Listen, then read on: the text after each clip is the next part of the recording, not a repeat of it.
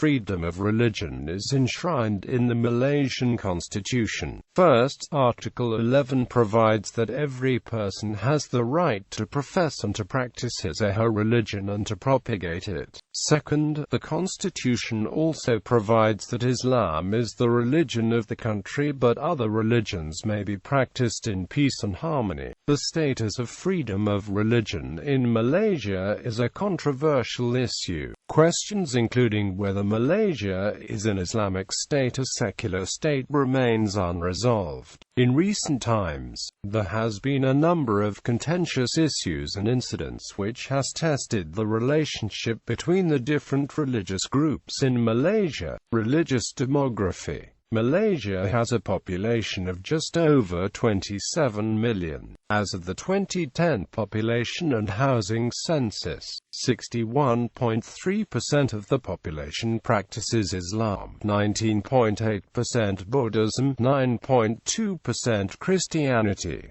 6.3% Hinduism, and 1.3% traditional Chinese religions. The remainder is accounted for by other faiths, including animism, folk religion, Sikhism and other belief systems. However, these figures may be misleading, as professing the religion of Islam is a requirement for being a Malay in the sense of the Malaysian Constitution. Moreover, Muslims who wish to leave Islam face strong disincentives. Scope of Islamic law in Malaysia. The nation maintains two parallel justice systems in the country. One is the secular justice system based upon laws gazetted by Parliament. The other is Sharia. Ostensibly, Sharia courts only have jurisdiction over persons who declare themselves to be Muslims. Consequently, this results in non-Muslims not having legal standing in Sharia courts. Where decisions of the Sharia court affect a non-Muslim, he or she can seek recourse in the secular courts, which, in theory, overrule the Sharia courts, as the Sharia courts are limited in the jurisdiction by Article 121 of the Federal Constitution. In 2006, a judge ruled that Article 121 limited the federal courts from ruling on matters ruled on by the Sharia court when it touches Islamic matters. This was seen as a misinterpretation of the article by some, and the case is under appeal in the Court of Appeals. The rules of Sharia are set by the various sultans of the states. Historically, a sultan had absolute authority over the state. Prior to independence, Tunku Abdul Rahman managed to convince the sultans to cede some states' powers to the federal government. One of the terms of this agreement is that the sultans still are the ultimate authority of Islamic law in the respective states. The same arrangement was long held even during British colonial rule. In Selangor, the Selangor Non-Islamic Religions Enactment 1988 was signed by the Sultan of Selangor into law, forbidding non-Muslims from using the word Allah. Constitutionally, one of the four tests for entitlement to the privileges accorded to a Malaysian Malay is that one must be a Muslim. The rationale for this is that Islam is considered intrinsic to Malay ethnic identity, which culturally and historically is ruled by a sultan who is a Muslim.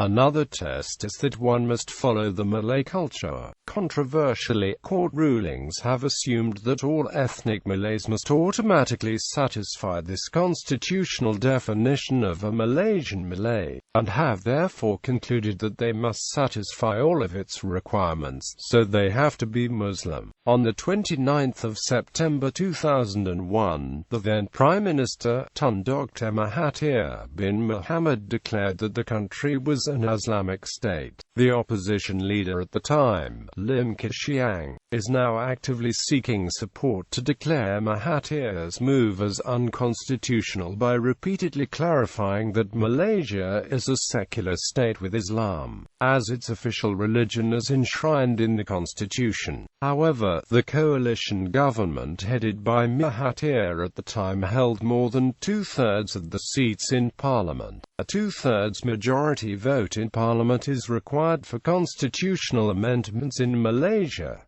Status of religious freedom. Government in general supports Islamic religious establishment, and it is the official policy to infuse Islamic values into the administration of the country. However, Sunday, which is the Christian traditional holiday, is the official weekend holiday in the Federal Territories and 10 out of 13 states. Unlike practices in Middle Eastern Muslim countries, the exception of the states of Johor, Kedah, Kelantan and Terengganu, where the weekend falls on Friday and Saturday. Most Muslims in Malaysia accept this, although some have expressed disquiet since the most holy period in a Muslim's week is between Thursday evening and Friday afternoon, when the congregational Jumat prayer is held. The practice of having Sunday as the weekend holiday is a departure from traditional Islamic practices, dating to British colonial days when the British started bringing in non-Muslim immigrants into the country. In May 2001, the government decided not to approve the Falun Gong Preparatory Committee's application to register as a legal organization. This action is believed to be more related to the government's wish to improve relations with China rather than an attempt to undermine the Falun Gong in favor of Islam. The government has not prevented Falun Gong members from carrying out their activities in public. For Muslim children, religious education according to a government-approved curriculum is compulsory in public schools. There are no restrictions on homeschooling, although primary school is compulsory. However, private schools and colleges do have some legal requirements. Several religious holidays are recognized as official holidays, including Hari Raya Puasa, Hari Raya Haji, the Prophet's birthday, Wesak Day, Deepavali, Taipusam, Christmas, and in Sabah and Sarawak, Good Friday.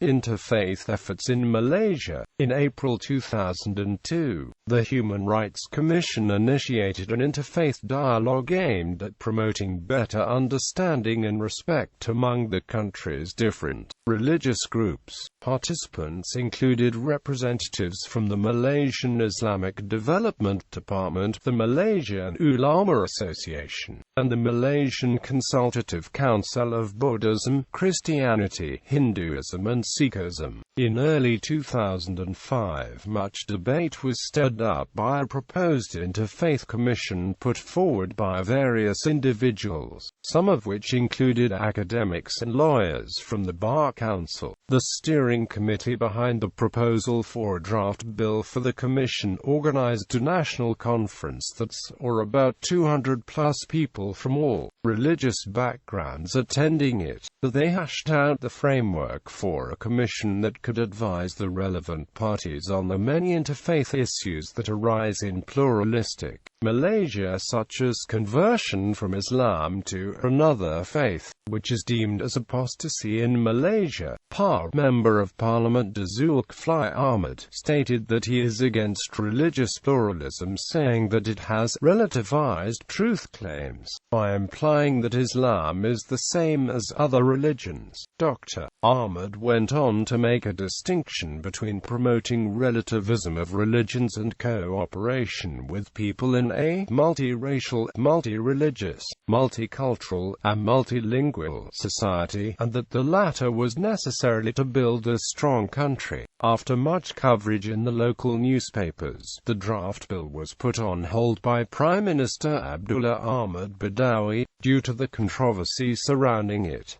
Conversion to Islam, marriage and divorce. A non-Muslim person who wishes to marry a Muslim person must convert to Islam before the marriage can be recognized as legally valid. A marriage between two non-Muslims, however, will not become void after one spouse subsequently converts to Islam. In 2006, T. Saravanan, a Muslim convert, sought to dissolve his marriage with his non-Muslim wife via the Sharia court. His wife, Subhashini, applied to Kuala Lumpur High Court for an injunction against her husband seeking divorce in the Sharia court. The High Court dismissed her application. This was affirmed in the Court of Appeal, where the court also ordered Subhashini to take her case to the Sharia court. As of September 2007, their case is pending in the federal court after an appeal by Subhashini.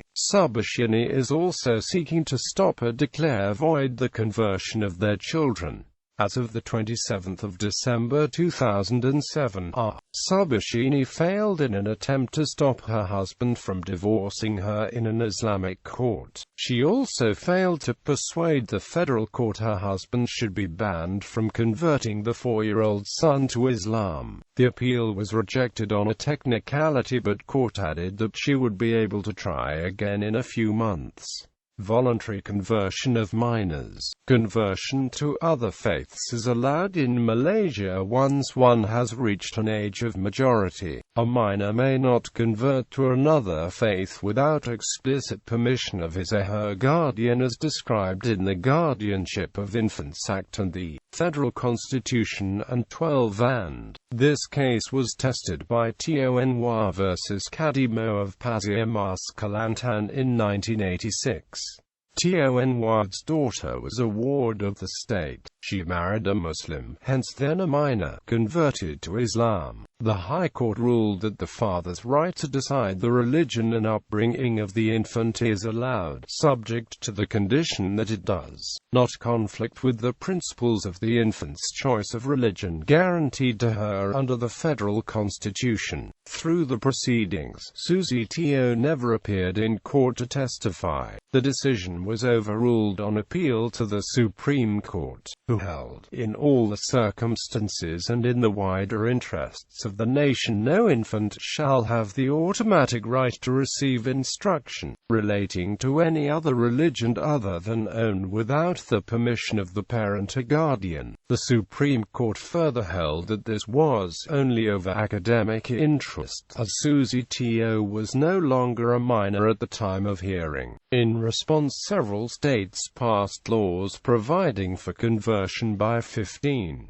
Federal law still provides for the age of majority as 18. Automatic conversion of minors following parental conversion. The state of Selangor passed a legal amendment in 1989 that if an adult converts to Islam, any infant children become converted at the same moment. This amendment was quietly removed by its non-inclusion in future amendments of the state bill. Conversion of minor by one parent. In the case of Changami v. JBT, Halewalagama Islam heard in the Sabah High Court, the father converted to Islam and converted the child to Islam without consent and knowledge of the mother, Changami. On the 28th of July 1998, the mother gained custody of the child on the 13th of November 1998 and subsequently sued to declare the conversion void. The court determined that as a state court, it had jurisdiction over all state matters, even those concerning Islam. Further, based upon the Federal Constitution, the Guardianship of Infants Ordinance 1999, the Law Reform Act 1976 and the Administration of Islamic Law Enactment 1992 determined the conversion of a 2-year-old child to be void. In 2003, this issue became prominent again in the case of Shamala Sathi Yasilan v. Dr. J. A. Ganesh C. Mogaraja. In the first hearing before the High Court, Shamala Sathi Yasilan sought to bring committal proceedings against the father of the infants for breach of the interim custody order of the High Court of 17 April 2003, and to declare that she was not bound by any decisions, order or proceedings of the Sharia Court. Earlier the High Court had granted custody to Shamala Sathi Yasilan with access for the father. He failed to return the children to her on the 25th of May 2003. Shamala and J. A. Ganesh were married under Hindu rights registered under the jurisdiction of the Law Reform Act The husband converted to Islam on the 19th of November 2002. On the 25th of November 2002 he converted the children without the mother's knowledge or consent. They were still not divorced at the time. Without knowledge of Sharia, he then obtained a custody order in the Sharia court on the 30th of January 2003. The High Court ruled that the custody order, issued by the Sharia court, did not change the interim civil court order. They ruled that the Sharia court order is not binding on the plaintiff wife who is non-Muslim. The interim custody order of the High Court and proceedings were binding on the non-Muslim husband as matters arising out of the Hindu marriage, registered under the Law Reform Act. His Hindu wife did not file for divorce. She remains his unconverted wife under this law. On the 13th of April 2004, Sharia once again went to the High Court, this time to seek an order that the conversion of the infants was void. As in Chang Army, she cited the Federal Constitution, the Guardianship of Infants Act 1961 and the Administration of Islamic Law Act 1993. The Guardianship of Infants Act for the Federal Territories differed from that of Sabah in one aspect, as it used the term parent, a guardian, and not both parents or a guardian as in AMLE Sabah. In this case, the High Court ruled that only the consent of one parent is required in the conversion to Islam of a person below 18 in the Federal Territories. Article 12 of the Federal Constitution reads, "For the purposes of cl. the religion of a person under the age of 18 years shall be decided by his parent or guardian." The High Court interpreted the term parent to mean father. The equality of rights granted to both parents under the Guardianship of Infants Act 1961 was held inapplicable on the Muslim father. In its judgment, the High Court held the fatwa of the Mufti of the Federal Territory as persuasive. The Mufti stated that the father had the right to unilaterally convert the infants to Islam. Sharia once again went to the High Court on the 20th of July 2004 to apply inter alia for custody, care and control of the infants. The court awarded it with access for the father. In its judgment, it stated that the right of religious practice of the two infant children shall be exercised equally by both parents based on the Guardianship of Infants Act 1961. This was in spite of the earlier ruling that this act does not apply to J. A. Ganesh, who was now a Muslim. The court also held that the applicable law at the time of conversion was civil law. It even ruled that the infants were still Hindus at the time of conversion, and that the father should have consulted the mother before converting the infants. However, the court explicitly cautioned the mother from influencing the infants' religious belief by teaching them her articles of faith or by making them eat pork, or she would risk losing her children. The rationale given was that the court cannot run away from the fact that the two infant children are now mullah. As the case has gained prominence, various religious organizations, human rights organizations and women's issues organizations have registered watching briefs. N. Harris bin Muhammad Ibrahim has registered a watching brief on behalf of the Women's Aid Organization, All Women's Action Society, Women's Center for Change, Penang and Sisters in Islam. A. Kana Sarlingam held watching brief for the Malaysian Consultative Council of Buddhism, Christianity, Hinduism and Sikhism. Amnesty International, Human Rights Watch and the Bar Council are also holding watching briefs for this case. The various organizations holding watching brief in this case now call themselves loosely Article 11 after the article of the Federal Constitution, guaranteeing freedom of religion. In 2014, the Seremban High Court overruled a Sharia court, granting custody of Muslim children to the Hindu mother over that of the father who converted to Islam. However, the father Iswan Varan Abdullah abducted the son from the mother after the ruling, and in which the police refused to help the mother retrieve the son, citing the original Sharia custody ruling. The police inaction was criticized by women's aid organization and both governing and opposition politicians.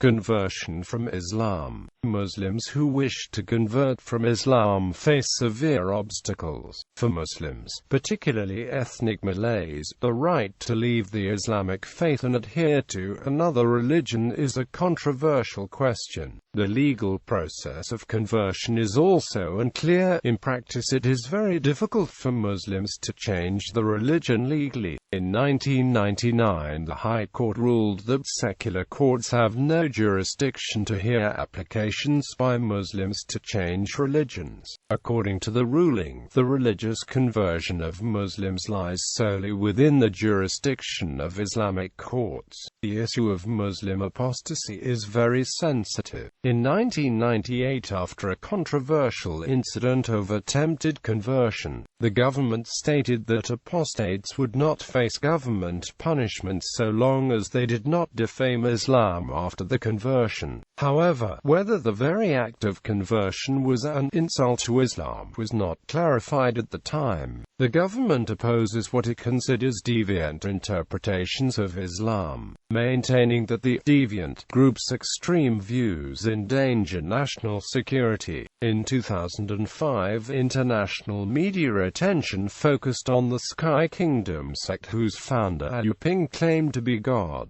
and whose members, mostly Malays, were accordingly charged with religious deviancy and humiliating Islam. In the past, the government imposed restrictions on certain Islamic groups, primarily the small number of Shia. The government continues to monitor the activities of the Shia minority. In April 2000, the state of Perlis passed a Sharia law subjecting Islamic deviants and apostates to 1 year of rehabilitation. Leaders of the opposition Islamic Party (PA) have stated the penalty for apostasy, after the apostates are given a period of time to repent and they do not repent, is death. Many Muslims who have converted to Christianity, Hinduism, Buddhism, Sikhism and other religions lead double lives, hiding the new faith from friends and family. General interpretation about the freedom of religion as described in the Constitution in Malaysia is that a person has a right to practice his or her religion freely. This freedom does not grant a person a right to change his or her religion at a whim and fancy. For example, a Muslim who wants to convert to another religion must get an explicit permission from a Sharia court. The Sharia courts rarely grant such requests, except in cases where a person has actually lived his or her whole adult life as a person of different religion, and only wants to change the official documents to reflect this fact. The Islamic interpretation of the situation is that only the Sharia courts can decide who is a Muslim and who is not. A person does not have such freedom, and so cannot have a say in the judgment given in a Sharia court. The Lena Joy case challenged this view of the situation by taking the problem of apostasy to the federal court in 2007. Lena Joy lost the case and was denied identification as a Christian on her identification card. This cleared the situation about the overlapping areas of jurisdiction between the Islamic and the secular courts in Malaysia. Apostasy under state law. As Malaysia is a federation, certain matters, such as religion, are handled by state governments.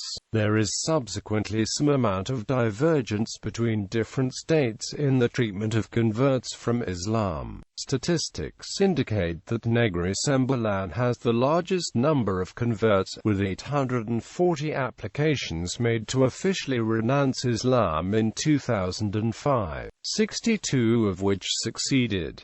An academic has suggested that this is because Negri Sembilan is the only state which permits conversion. A convert must first apply to the Sharia court for a declaration that he or she is no longer a Muslim. The convert will then be counseled for about a year by a mufti. If after this period the convert still wants to convert, the judge may permit the application. This process is unique to the state. No other state allows Muslims to officially convert. In 2006, the Negeri Sembilan Court also permitted Wong Rkiu, a convert from Islam to Buddhism legally known as Nyonya Binti Tahir, to be buried in the Buddhist fashion, although her conversion had not been legally recognized while she was still alive. The case marked the first time non-Muslims had testified in a Sharia court in Malaysia. Lena Joy, who was born as Alina Jailani, converted from Islam to Christianity, arguing that it came under her right to freedom of religion under Article 11 of the Constitution of Malaysia. She first approached the National Registration Department in February 1997, seeking permission to change her name to Lena Joy, and also her religious status. The application was rejected in August 1997 on the grounds that the Sharia court had not granted permission for her to renounce Islam. In 1998, the NRD allowed the name change, but refused to change the religious status on her identity card. Joy appealed against this decision in the High Court, arguing that she should not be subject to Sharia law, having converted to Christianity. In April 2001, Judge Datuk Faizah Tambicik ruled that she could not change her religious identity, because ethnic Malays are defined as Muslims under the Constitution.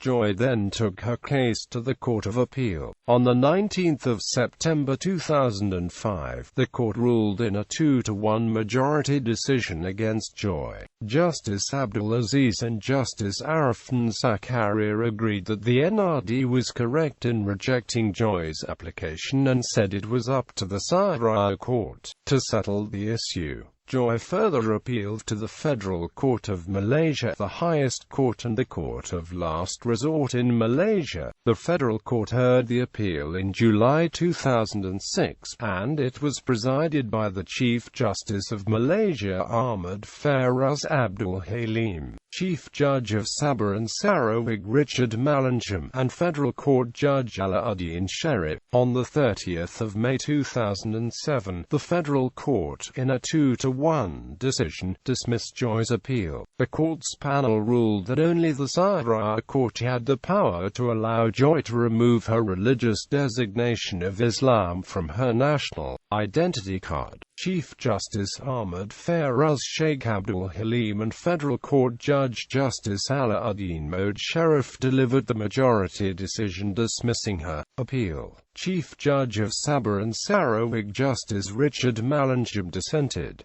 Nyonya Tahir Revathi Masosai. Revathi Masosai is a Malaysian woman who was raised as a Hindu, but her identity card designates her as a Muslim. She has declared her religion to be Hindu and has petitioned unsuccessfully to have the word Islam removed from her identity card. Masosai married a Hindu man, but her marriage is not recognized by the Malaysian government because of the religion issue. Masosai was incarcerated for 6 months in an Islamic re-education camp because of her attempts to renounce Islam in favor of the Hindu religion. Revathi was denied the guardianship of her newborn baby and was not allowed to meet her Hindu husband. Persecution. There have been a few high-profile incidences and accounts of persecution of people from Muslim backgrounds attempting to convert from the Islamic faith. Some notable cases include Hilmi Mohd Noor. Hilmi Mohd Noor, in his book Circumcised Heart, describes his experiences during his detention under the Internal Security Act of Malaysia in what he described as resulting from religious persecution by Malaysian authorities. In the book, he also mentioned incidences of lobbying by some Muslims in his place of employment, a multinational oil company, to get his job terminated. Nur Aisha Bokhari. Nur Rana Aisha Bukhari made writ of habeas corpus by statutory declaration claiming that she was detained involuntarily by her own family members for wanting to convert out of Islam before marrying her Roman Catholic boyfriend.